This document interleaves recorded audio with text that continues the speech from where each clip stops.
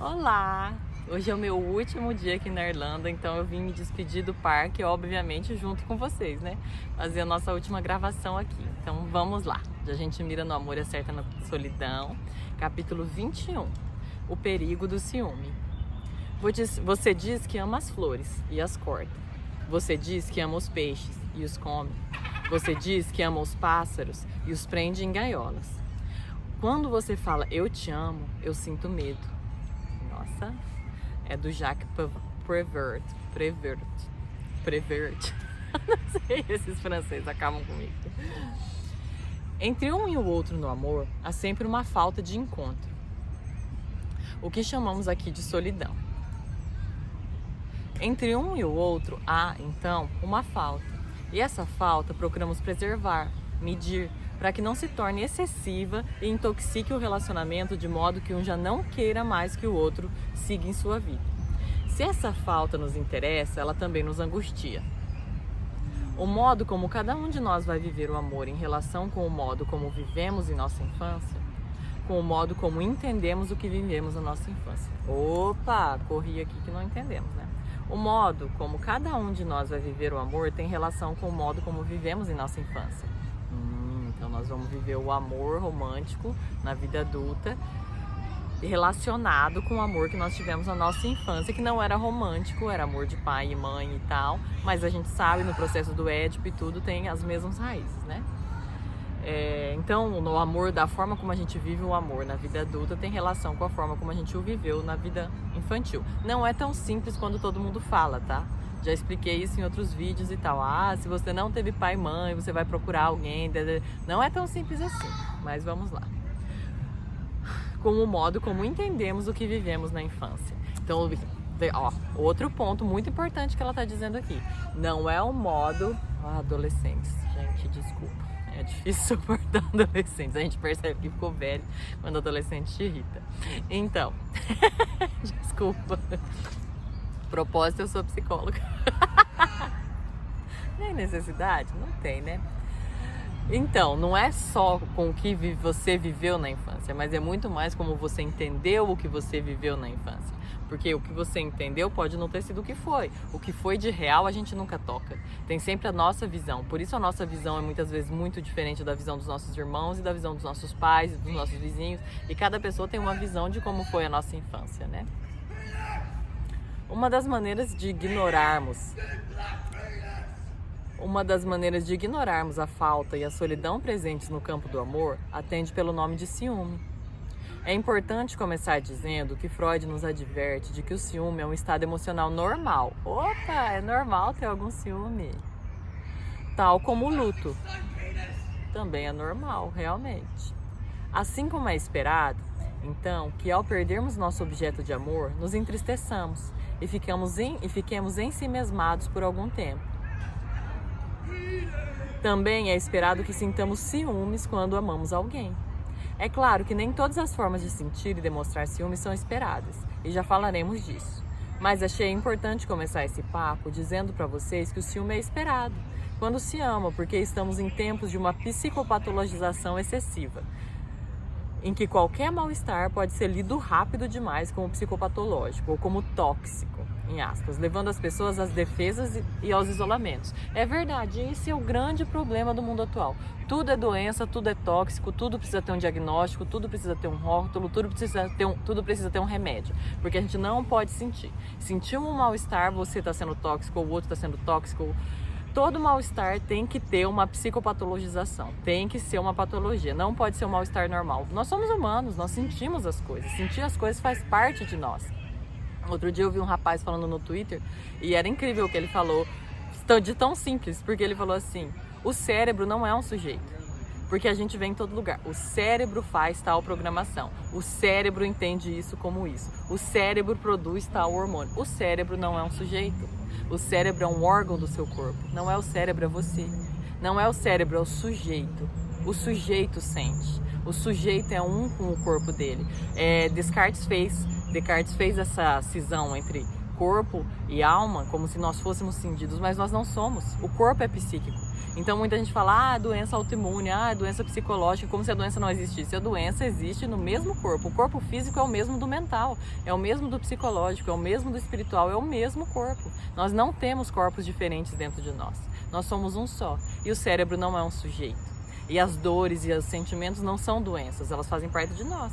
Elas podem estar em um nível exacerbado e, como ela disse, não é porque você tem ciúme que você vai se comportar da forma que você quiser, porque diz que é normal ter ciúmes. Não, nós somos responsáveis pelo nosso comportamento, mesmo que é inconsciente, mesmo que não percebamos, mas somos responsáveis, e é isso que a análise faz. Nos responsabilizar por aquilo que sentimos, que fazemos, que agimos. Não é que, coitado, é minha personalidade. Não, você é responsável pela sua personalidade. É isso que uma boa análise faz. Te responsabiliza pelas suas escolhas, pelos seus pensamentos, sentimentos e consequências.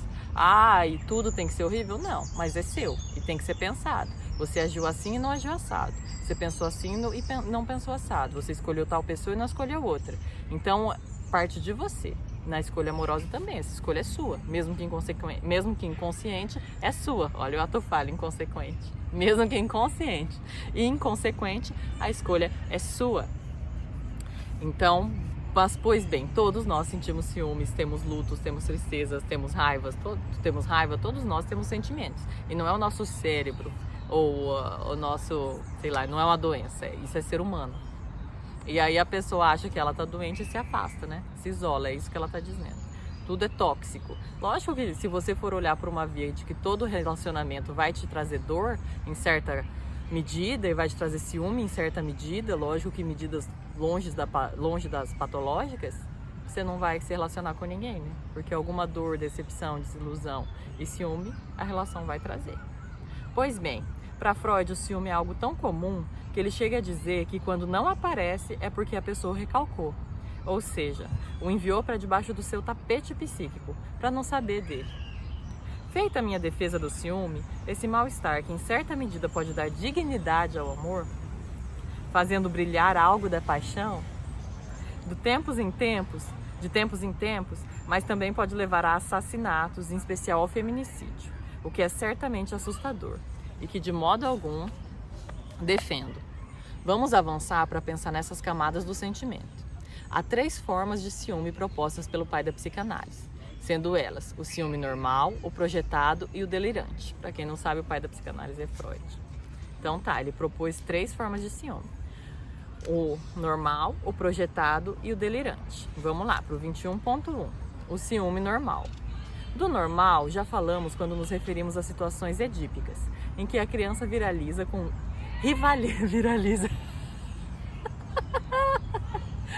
Eu tô muito na internet hoje. Ai, meu Deus, desculpa. Do normal, já falamos quando nos referimos a situações edípicas, em que a criança tem rivalidade com o irmão e com os pais em busca de seu objeto que complementaria o outro. Nos melhores casos, não completa. E a criança vai internalizando algo de uma falta em si mesmo e no outro, que ela tenderá a repetir nos relacionamentos da vida adulta. Ora querendo preencher, ora querendo destacar. Ora querendo preencher essa outra pessoa, ora querendo se ver separada dessa outra pessoa. Assim, muitas vezes convoca a presença de um terceiro para sustentar o desejo pelo parceiro, reencenando a rivalidade edípica. Como vimos no amor, é de 3 que se trata. Portanto, como o intervalo que existe entre um e o outro não costuma ser tão claro, a presença de um terceiro materializa isso. É de 3 que se trata no amor. Então, quem nunca, né, teve aquela experiência que você não estava nem aí para a pessoa que estava afim de você, aí alguém ficou afim dela. E você quis. Ou você achava que você não estava nem aí para a pessoa que você está se relacionando mais, anos de relacionamento, ela encontra outra pessoa, você percebe que ela está se apaixonando, ou alguém está interessado nela. Nossa, todo o amor volta e toda a paixão volta, assim, como se nunca tivesse ido. Então é disso que se trata, dá uma pitada de paixão, né? Esse terceiro faz muita diferença no amor a 2. Vemos o quanto é de 3 que se trata no amor. Vemos o quanto ver o objeto sendo desejado nos atiça, a partir das crianças pequenas. Se há um grupo de crianças disputando a bola verde e chega uma terceira criança e começa a brincar com a bola amarela, a bola verde tenderá a ficar abandonada. Quando adolescente, eu tinha uma amiga que ia pra balada com uma aliança no dedo. porque dizia que assim apareciam mais pretendentes. Olha o truque da menina. 21.2. O ciúme projetado. Uma vez que o amor não deixa de lado nossa solidão, então, muito embora amemos alguém que sejamos amados por esse alguém, isso não nos exime de desejarmos sexualmente a quem não amamos. Difícil ponto. Como vimos no capítulo 8, esperamos demais do amor. Esperamos, inclusive, que ele nos livre de viver um corpo desejante, de viver em um corpo desejante. No entanto, como desejar sexualmente a quem não amamos pode trazer mal-estar, especialmente caso se trate de um relacionamento monogâmico. Teremos que fazer renúncias ao nosso desejo ou pagar o preço de colocar algo em risco ou mesmo acabar com a confiança do outro. Há quem dê um modo de não saber disso. Assim, não apenas coloca seu desejo embaixo do tapetinho psíquico, como também o projeta no outro. Ou seja, uma pessoa ciumenta, nesse caso, por vezes é uma pessoa que deseja sexualmente muitas pessoas e não pode reconhecer esses desejos em si mesma. Aquilo que não suportamos ver em nós, com frequência projetamos no outro e reclamamos de boca cheia disso. Lembremos, as linhas que nos separam do outro não são assim tão evidentes. Por isso, quando a realidade da notícia de sua existência, ela tende a furar esse tipo de ciúme. Contudo, é preciso destacar que esse ciúme é bastante ligado ao da paixão, uma vez que o ciumento toma a si mesmo e ao outro como um só, sem perceber, confundindo os seus desejos com os desejos do seu parceiro ou da sua parceira. Sabe aquela pessoa, né? Que ela apronta um monte, mas ela é super ciumenta com o outro? Ou que muitas vezes ela nem apronta, mas se ela é super ciumenta, sem motivo nenhum, e fica agredindo o outro e implicando com o outro e acusando o outro o tempo todo, é porque ela age muito na cabeça dela. Muito provavelmente. Isso não é um diagnóstico, tá? Não vai pra você começar a olhar o marido agora e falar, por isso que ele tá com ciúme. Não, gente, é pra gente pensar nós mesmos. Quantas vezes eu projetei no outro, eu achei que o outro é que estava apaixonado, ou que o outro é que estava afim de outras pessoas, quando na verdade internamente eu é que estava negando a existência desse meu desejo por outras pessoas. E aí é o que ela disse, né? Ou você escolhe sofrer para negar isso e não viver, ou você escolhe viver isso e poder correr o risco de perder a pessoa que você ama, a confiança da pessoa que você ama ou até mesmo a pessoa que você ama na sua vida, né? Não estamos aqui para julgar, são escolhas que se fazem pela vida. O negócio é se responsabilizar pelas escolhas que se fez, né? E 21.3, o ciúme delirante. Aí estamos no terreno, ou pertinho do terreno, da paranoia, que é uma das modalidades de psicose. De acordo com a teoria psicanalítica, diferentemente dos neuróticos, aos quais estamos nos referindo amplamente nesse livro, que amam a falta, que se separaram, ao menos parcialmente, do outro, que podem acessar algo de sua solidão, nas psicoses falamos de alguém que não se separou psiquicamente do outro, do grande outro, que faz em seu psiquismo com esse grande outro. Lembra que a gente falou que o psicótico, o louco, ele não sabe que essas ordens, essas vozes, ou essa coisa que nós temos dentro de nós, que nos diz qual é o caminho certo, qual é o errado, ou que a gente tenta agradar o tempo todo, ou que a gente pensa que os outros estão pensando de nós o tempo todo, mas nós neuróticos sabemos que há uma distância entre nós e o outro, e que não tem como a pessoa estar na nossa cabeça, e não tem como a pessoa estar falando assim de fora. Eles não sabem, eles têm esse grande outro como alguém verdadeiro, que realmente existe e que está dando ordens. Esse é o psicótico, né? Quando eu me referia à vozinha que fica na nossa cabeça, chamada supereu, por exemplo, falava dos neuróticos, que sabem que essa vozinha é resultado de seus próprios pensamentos, que inclusive duvida dela. Já na psicose, o sujeito pode escutar as vozes como vindas de fora, uma vez que entre ele e o outro não há separação psíquica. Aqui vou citar mais uma vez o filme Cisne Negro, em que a personagem Lina, encantada com a sua amiga Lily, não consegue reconhecer que ela é quem está apaixonada pela amiga. Faz com ela e entende que é a amiga que está a perseguindo. Nas cenas finais do filme, contém spoiler, em que supostamente aniquila Lily, o que Nina acaba por fazer é aniquilar a si mesma. Não por acaso o faz com um pedaço de espelho. Nas psicoses, o sujeito não chega ao refinamento de se diferenciar de sua imagem. Enquanto nas neuroses as pessoas sabem que as suas imagens não são tudo sobre elas, ainda que o império das imagens que a gente vive atualmente dificulte que saibamos isso. Quer dizer, a gente sabe que nós não somos nós com filtro, a gente sabe que nós não somos a pessoa do Instagram, a gente sabe que no espelho nós temos uma imagem de nós, mas que não somos nós. O psicótico tem dificuldade de saber disso, de fazer essa divisão de quem é ele e quem é a imagem dele. Tá. Ainda que o império das imagens que a gente vive atualmente dificulte que saibamos isso. Né? Aquela coisa, a vida do Instagram da pessoa não é a vida dela, é só a vida dela do Instagram. Aqui, abro um parênteses para dizer que há muitas maneiras de psicose, que falamos em psicoses, no plural, porque há vários modos de um psicótico se organizar psiquicamente e nunca vir a desencadear sua psicose. Mas não entraremos na complexidade desse tema nesse momento. Então sim, tem muita gente que tem a estrutura psicótica, mas que não chega a surtar, então que não chega a ser reconhecida como psicótico, ou a se afastar da sociedade, ou a ter dificuldade de se encaixar, ou a chegar nesse ponto de ver coisas ou ouvir vozes. Só é uma pessoa assim que nós consideramos na borda ali. Ela tem traços, mas ela se organizou de um jeito que ela não surtou, ela não caiu nisso, mas não vamos entrar nisso. Em uma cena desse filme, Nina tem uma relação sexual com a Lily e adormece, acorda atrasada para o balé e ao chegar ao ensaio pergunta à amiga por que ela não acordou. Rindo, Lily insinua que Nina tinha sonhado com ela, demonstrando que não havia estado na realidade com Nina. Essa divisão entre o mundo onírico é o nome do mundo dos sonhos, é o nome chique do mundo dos sonhos, e da realidade vai se dissolvendo no desencadeamento psicótico. Então a Nina teve uma visão, ela teve uma fantasia de estar dormindo com a amiga Lily, de estar transando com a Lily. Ela não chega, isso não aconteceu realmente. Lacan ensina isso ao afirmar que o inconsciente é muito exatamente a hipótese de que não sonhamos apenas quando dormimos. Se quisermos saber como funciona a psicose, basta pensarmos em como são os nossos sonhos.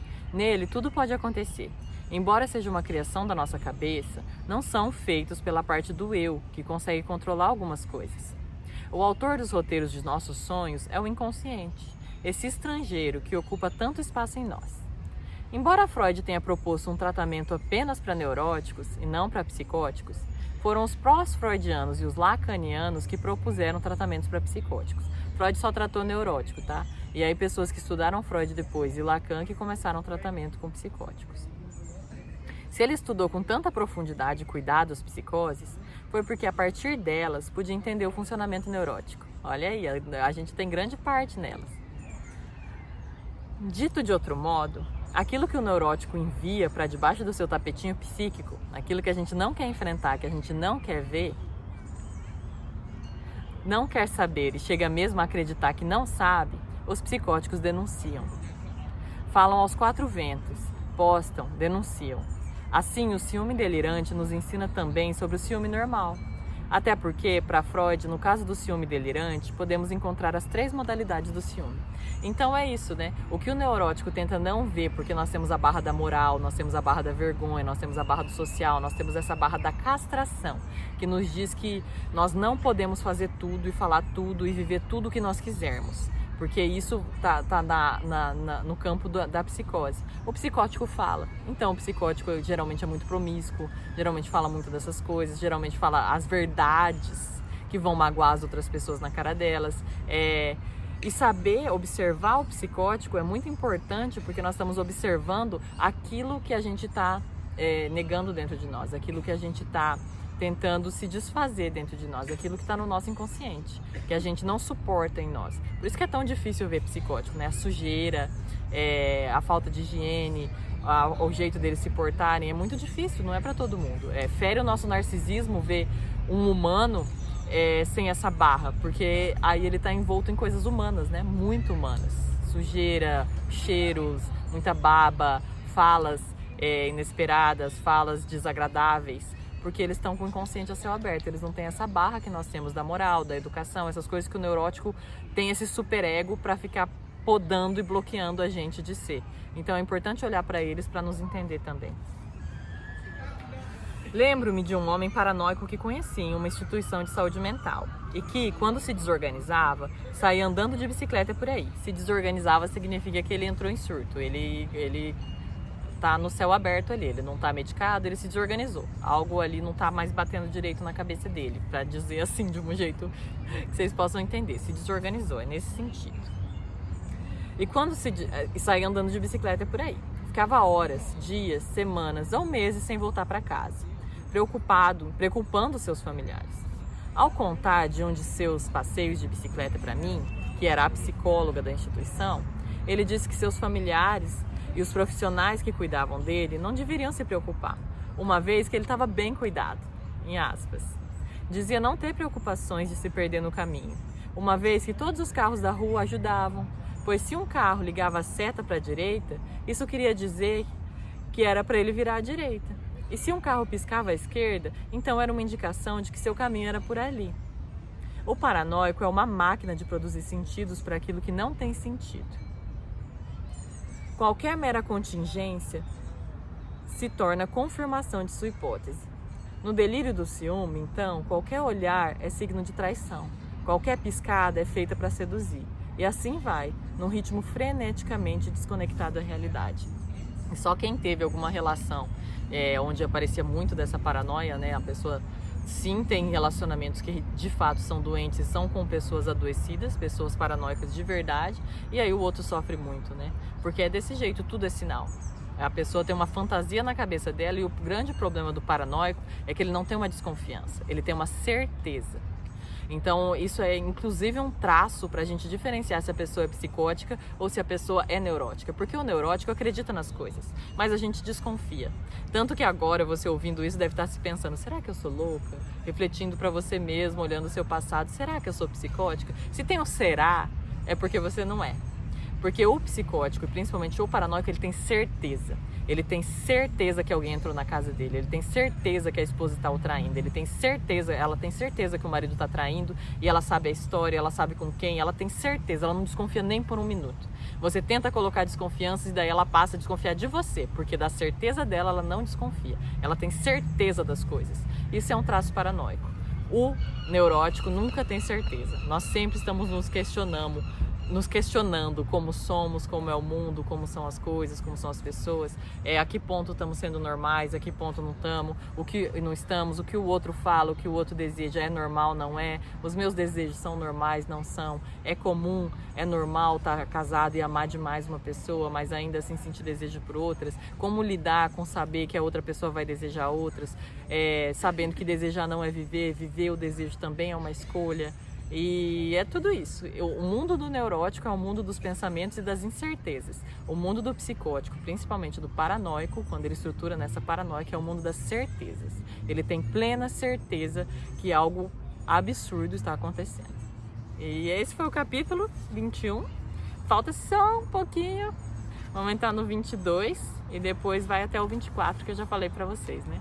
Foi um prazer mostrar para vocês um pouquinho de Dublin, essa terra que eu amo. Espero encontrar vocês no próximo capítulo. Tchau, tchau!